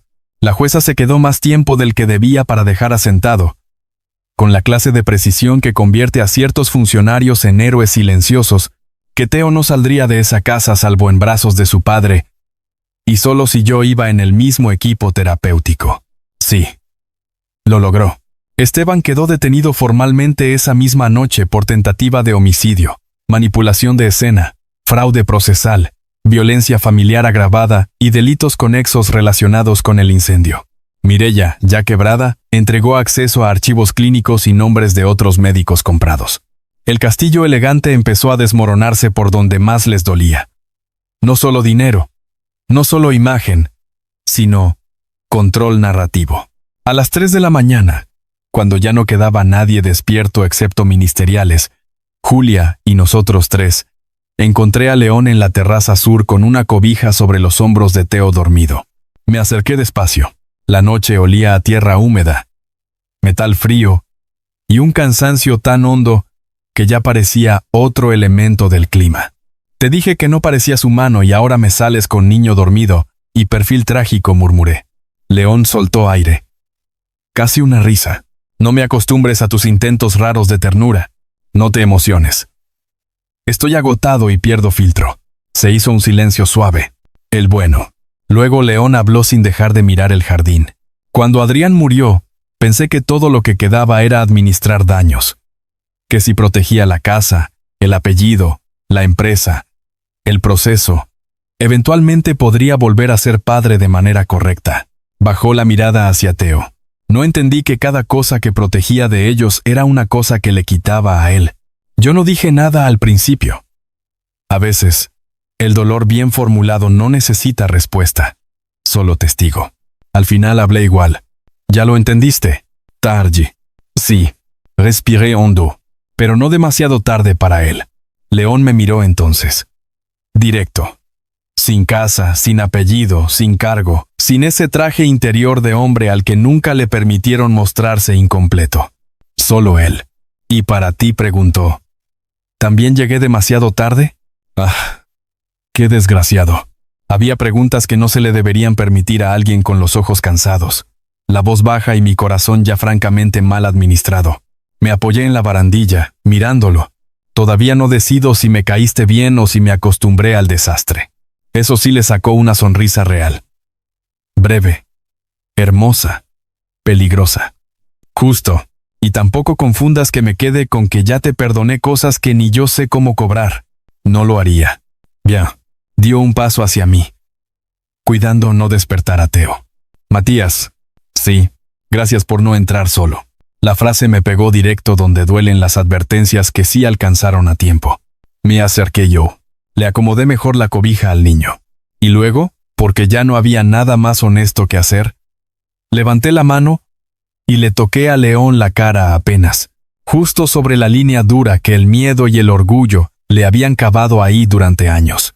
La próxima vez murmuré, intenta no contratarme a través de un cadáver. ¿No? Él cerró los ojos un segundo. Su boca rozó mis dedos antes de apartarse.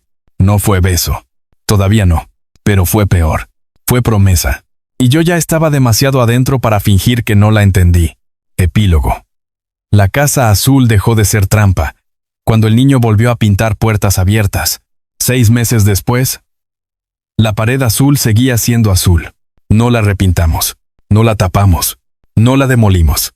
La dejamos ahí porque algunas cosas no se curan borrándolas, sino quitándoles el derecho a mandar.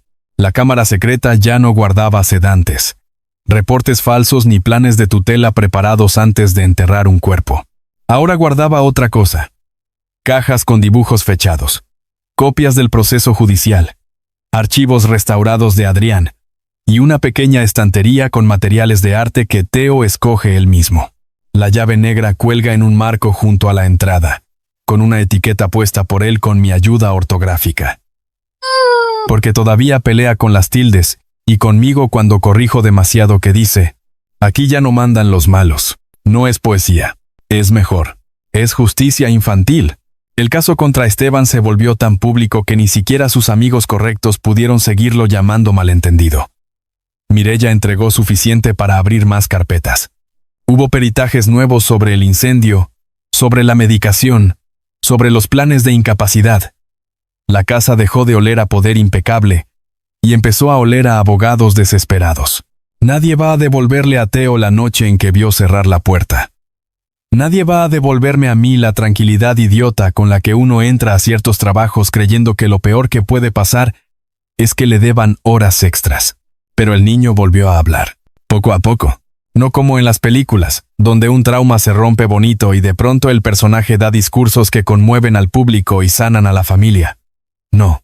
Volvió a hablar como vuelven las cosas verdaderas, con esfuerzo, con retrocesos, con días enteros de puro dibujo, y luego una frase chiquita que parece milagro porque costó muchísimo. Primero fueron nombres. Mati, papá, Julia, no, sí, azul. Después frases. No entres. Quiero ese. Yo vi. No me toques. Déjalo. La primera vez que dijo, Te quiero. No fue a su padre. Fue a un perro espantoso que adoptamos sin planear porque apareció herido en la cochera de servicio. Y Theo decidió que si un animal mordido seguía confiando, nosotros ya no teníamos derecho a ser menos dramáticos. El perro se llama Carbón. Huele horrible. León finge que no lo soporta y luego lo carga cuando cree que nadie lo ve. ¿Sí? También eso cambió. La mansión Arriaga sigue siendo enorme, sí, pero ya no parece mausoleo. León cerró el ala norte por meses. Y la reabrió solo cuando Theo quiso entrar primero. Julia prácticamente se mudó la mitad de la semana porque, según ella, si deja solos a un alfa emocionalmente tardío, a un omega con complejo de Salvador y a un niño genio del trauma, la casa explota por razones administrativas en 48 horas. Tienes razón. Mi madre terminó su tratamiento respiratorio y ahora habla de León como ese señor serio que sí sabe escoger buenas medicinas pero no sabe desayunar como gente. Ya hasta le manda tuppers. Él los recibe con una mezcla rarísima de desconcierto y gratitud que yo disfruto demasiado.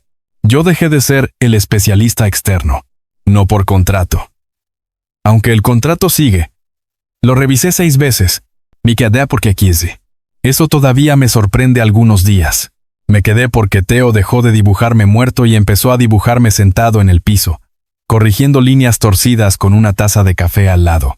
Me quedé porque Adrián, ese muerto obstinado al que nunca pude conocer de verdad, dejó suficiente ternura organizada como para no permitirnos volver a la comodidad del silencio. Y me quedé porque León Arriaga resultó ser la clase de hombre que, cuando por fin deja de proteger el apellido, se vuelve peligrosamente bueno protegiendo personas. No fue rápido entre nosotros. Tampoco fue limpio. Al principio todo seguía oliendo demasiado a duelo para tocarlo sin sentir culpa. Yo no quería convertirme en recompensa emocional después del derrumbe. Él no quería usar mi cercanía como sustituto de algo que todavía le dolía con nombre propio. La primera vez que me besó de verdad pasó 3 meses después del arresto de Esteban. No en el estudio. No en el jardín. No en uno de esos momentos cinematográficos que la gente imagina cuando oye Alfa rico con Omega terco. Pasó en la cocina, porque yo estaba peleando con una licuadora vieja y él tuvo el descaro de reírse. Si la sigues viendo así, no se va a intimidar, dijo. Entonces ven tú a hablarle en idioma electrodoméstico.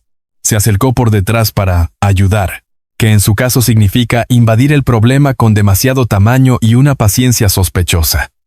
Su mano rozó la mía en el botón roto. Yo me giré para decirle una grosería y terminé demasiado cerca. Nos quedamos así 1 segundo. 2. Lo suficientes para que ya no hubiera dónde meter tanta historia sin hacer algo con ella. Si te beso ahorita, dijo en voz baja, no va a ser por gratitud. Más te vale. Tampoco por culpa. León, ni porque seas cómodo. Yo alcé una tseya. Ah. Bueno. Gracias. Eso sí lo hizo sonreír. Después me besó. Lento. Como si no estuviera tomando nada. Como si estuviera preguntando. Yo respondí igual. No hubo fantasmas malos en ese beso. Solo memoria bien acompañada. Y la certeza rarísima de que, después de tantos cuartos cerrados, por fin estábamos abriendo una puerta sin trampa. Hoy Theo pintó algo nuevo. Lo dejó secándose en el estudio grande, el que era de Adrián y ahora compartimos en una forma rara, hermosa y nada simétrica. Yo guardo materiales y expedientes en la mesa izquierda. Theo ocupa el suelo, la ventana, 2 sillas y todo lo que pueda ensuciar sin que Julia le vea primero. León sigue entrando como si el cuarto todavía mereciera silencio, aunque ya se le va quitando. El dibujo muestra la casa, no ardiendo, lucejada. La pared azul sigue ahí, pero ahora está abierta como una puerta normal. Theo se pintó a sí mismo saliendo con carbón. Me pintó a mí detrás, cargando una caja de colores, y pintó a León sosteniendo otra caja mucho más pesada. Con una cara de señor que no entiende cómo acabó ayudando a mover materiales en vez de imperios. Encima escribió, con letras chuecas y orgullosas. Ya no llegaste tarde. Lo vi y tuve que sentarme. León entró justo en ese momento. ¿Qué pasó?, preguntó. Solo pude señalar el dibujo. Lo leyó. Lo entendió. Se quedó muy quieto. Después, se agachó frente a Theo.